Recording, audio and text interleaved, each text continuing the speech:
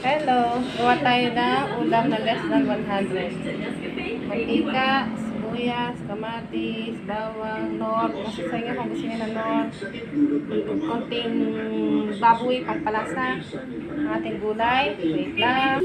Yan na, ating bawang. Ano ba? Sibuyas, bawang. Ito sa inyo kung ano gusto niyo unahin. Basta huwag sunugin. Ayan na po. Palantahin lang natin sa sandali.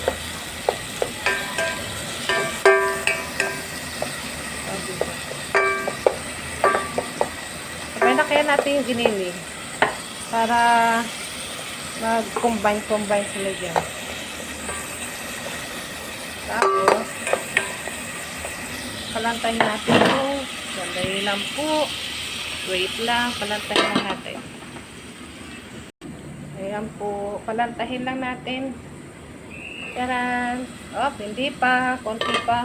Tapos lalagyan na natin ang gulay. Ganun lang kadali. My golly. Ay, mahirap ang buhay. Kailangan natin mag-sit.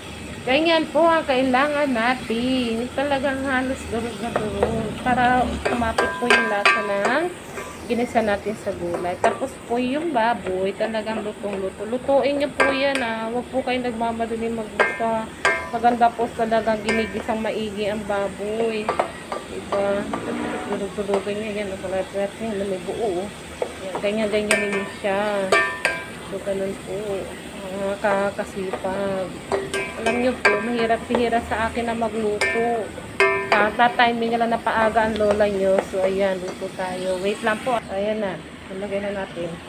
Alam niyo po ba, ang upong to ay nagtutubig. So, careful kayo kapag kayo naglalagay ng, if you want to add additional water, make sure hindi po masyado dahil po, nagtutubig po ito.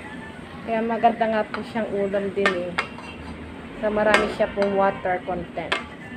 Basta sa inyo kung maglalagay ka ng paminta, bahala na kayo, malaki na kayo. Ayan po.